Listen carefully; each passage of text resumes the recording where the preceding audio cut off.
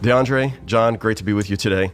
I also want to ask you a question. There are folks who are asking in the post-separation United Methodist Church, as some call it, will there be a place for traditionalists, people who embrace the traditional understanding of marriage? Are they going to be marginalized? Are they going to be forced to leave? Are they going to be exiled? Or will this be a church for traditionalists as well? You know, as I've had conversation with colleagues from really around the U.S., from various annual conferences, even from folks who are in central conferences and whatnot, what is overwhelmingly the characterization that everyone has about the church that they want to be a part of, the kind of church that they have felt called to and have been a part of, is a church where there's a room for everyone, where this isn't a dividing issue for us, but this is a place where we can gather around the communion table together and still be in ministry and in service to one another, even if there's maybe a bit of breathing room for each other to be able to live in, or to be able to express that in different ways, right? I don't think the United Methodist Church, post-separation or currently, will in any way prevent traditionalists from being able to live out their sense of how best to be faithful both to the church into which they've been ordained, into which they've been called, in which they have their membership, as well as their sense of how to interpret Scripture and to faithfully proclaim that. Yeah. How about you, John? No, this is one of the things that I think is. I'm going to be really nice. I'm not going to use R-rated language. Watch it. And I'm going to be careful. It's ludicrous. I mean, look, I'm from Georgia. I've spent the first 22 years of my ministry in the southeastern jurisdiction of the United Methodist Church. All right, so I know people in every conference in the southeast, and I tell people, and I believe this to be true. There was a study that came out that actually some of the folks who are in the caucus groups that are trying to peel people out of the United Methodist Church that said, "Oh, look, the vast majority of United Methodists are traditionalists." That's actually true.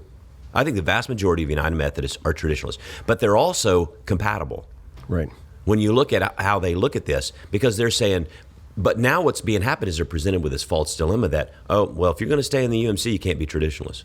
If you're a traditionalist, you have to leave the United Methodist Church. That's the biggest crock of bull I ever heard in my life. The vast majority of people that I know in the Southeast are not leaving the United Methodist Church. They don't feel threatened. There are specific examples when people say, well, you're going to be forced to do things, or you're going to be forced to change your position. I'm traditionalist. I'm not forced to change anything. Yeah. I'm not going to be forced to do anything that my conscience does not allow me to do.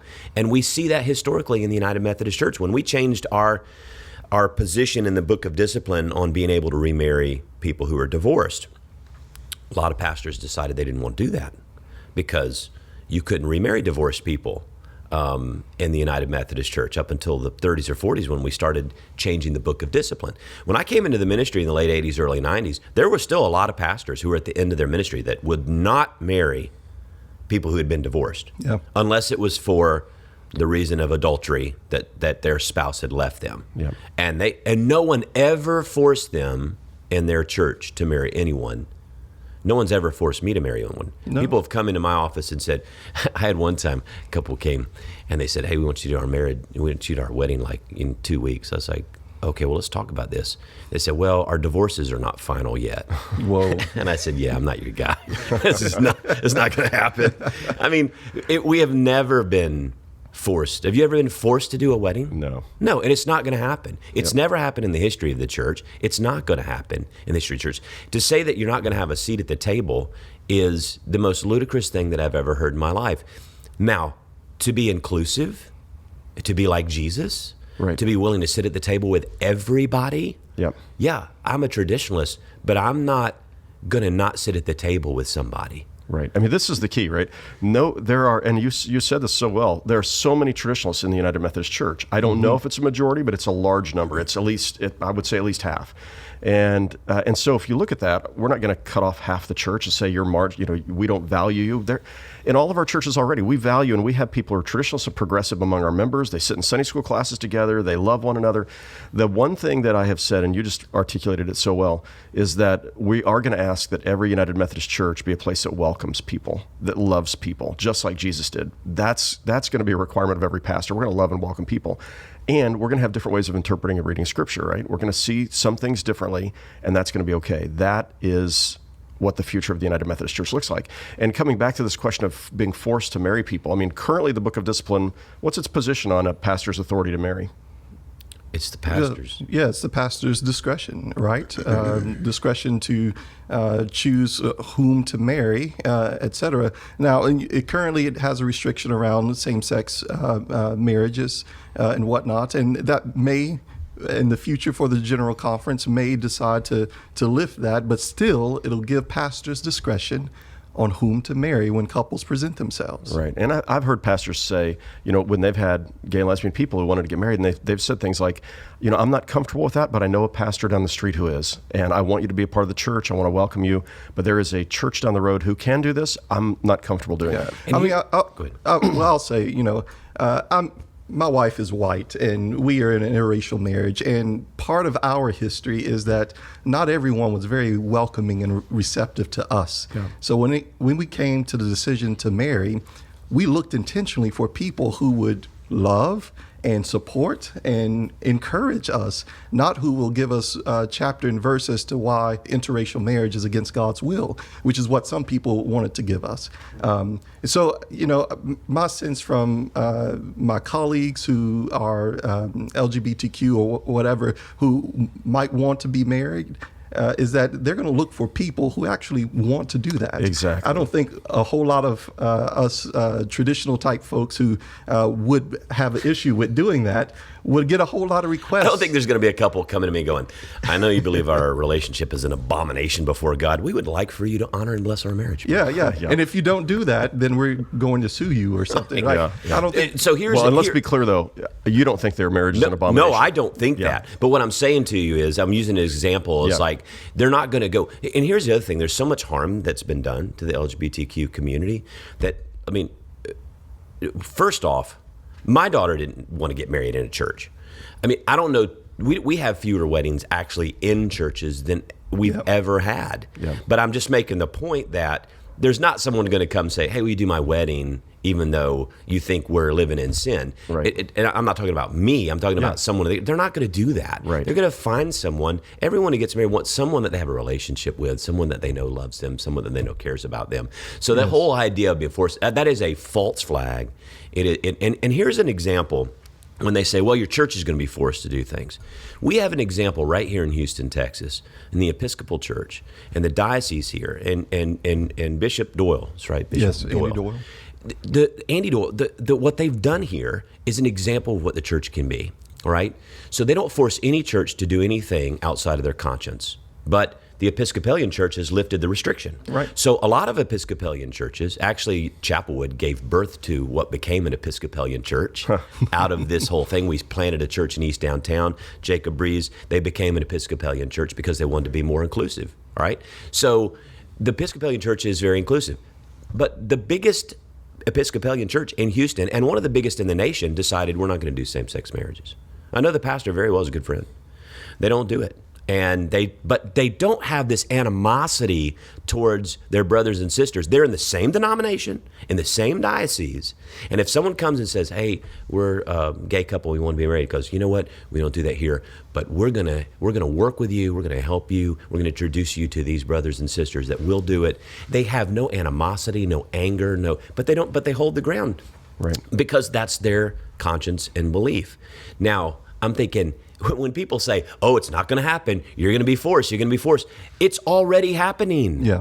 It's already happening in real time where churches can make a decision of conscience. And people can agree or disagree. People on the far left are going to not be happy with that decision, as you know. Mm-hmm. And people on the far, but you can't make the argument to say that you're going to be forced when it's already shown that it's happening and working in real time.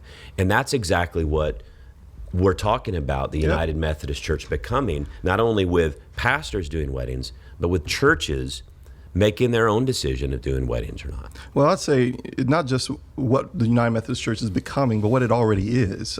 So many lay folks in the midst of all of this have come to me and say, I'm traditional, and I'm hearing all this other stuff as to why I need to leave the United Methodist Church, but I thought I thought this is who we are, though. I don't want to leave my church, And part of it is this kind of fear mongering in order to try to get people to move and shift to a place where others can receive a little bit of power and control. But really, what's really true is that we are the same church we have always been. Right. The same church where you can sit on the same pew with the friends that you have come to love and to know over the years, and you can still worship together, do ministry together, be in mission together, even if you disagree on whether it's the issue same-sex marriage or whatever the issue might be. You can still be in the same church with those same people. And let's be clear, too, and you can speak to this, when they talk about, well, we're going to be forced to take an LGBTQ clergy person or whatever. All right, look, United Methodist Church, we got our own baggage. We got stuff we need to figure out and fix. I can tell you, I got friends who have been district superintendents in Georgia, and there are churches that are leaving the denomination now that will not take a female pastor. And there are white churches that will not take a black pastor. Oh, that's absolutely true. So when you say, oh, you're going to force us to take a pastor we don't want, right, brother. Right. I mean, I hadn't seen that happening in a long time. I mean, all of a sudden that's going to change. If it, it's like, oh, a white church will take a black pastor. That'd be a great thing. It happens every once in a while. Every once in a while. But part of it is you talk to bishops and district superintendents, right, who are in the appointment making business, and they'll tell you two things. One, the discipline mandates that there's this consultative process that bishops and cabinets have to do. You can look it up if you want to give some good bedtime reading. Paragraphs 426 and 427, it talks about this extensive consultation process with churches that specifically outlines giving consideration to theological convictions and prejudices. And what we already know is that bishops and cabinets struggle all the time with these churches that say, we want somebody who's young, who's energetic, and who's preferably male. 20 years. I want somebody who's 32 years old with 30 years of experience, 2.5 kids. Yeah. Don't send us a woman, and we'll really struggle if you send us a person of color, right? And bishops and cabinets do a whole lot of creative work to try to find appointments for people that are hard to appoint, okay? They do a lot of creative work around that in order to placate these convictions and these prejudices. So to think that in whatever foreseeable future, that they will all of a sudden say, all right, now we have gay pastors, so we're going to send them over to the place that is absolutely not wanting a gay pastor. Yeah. I think that's hogwash. That does more harm to both the pastor and their family and the church and the community. Yeah, I do think in the future, this is not a but I think in the future, as we see a clergy shortage in the United Methodist Church, which is coming, there's a wave of retirements that are coming. We will not have enough clergy in the future. And you have effective, I think there's a lot of churches that are going to say, just give us a great pastor. Give us somebody who loves Jesus, who loves people, who can effectively preach and teach and lead. And I think in the years ahead, people are going to be less about, is this person a married gay or lesbian person? Some will say, absolutely not, we can't do it, it'll really wreck our church. But I think the day's coming when people are going to say, send me a pastor who loves Jesus and loves people and is a great preacher and who will care for us. And people are sometimes surprised at folks that they were afraid to have as pastors, and all of a sudden they say, that was our best pastor ever. I think when the first female pastor was appointed. The last thing I'll say, I could tell 100 stories like this. You know this guy. I'm not going to mention his name because you talked to him on the phone with me the other day.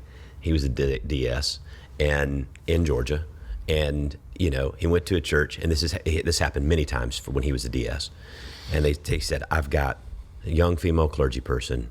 She is great. She's up and coming. She's going to be like A+ star player, and I've got this guy who's moved 5 times in the last 10 years, mediocre at best, all right? And I really think you're going to do best with this female clergy person. I think she's going to take you to the next level. And they think about it. They come back and go, we want the guy. Mm-hmm. Yeah. More times than I can tell you. He could sit here and list the names and the places and all this kind of stuff. These are the churches that are departing. Right. Mm-hmm. And he said, all right, look, you know what I'm going to do? And this is what they did. He said, we're going to send you the guy. But don't call me in a year asking for this female clergy person, because you're going to keep him, because he's moved every 2 years. You're going to keep him, and I'm not moving him. Yeah. They called in 8 months. is the woman still available? Yep.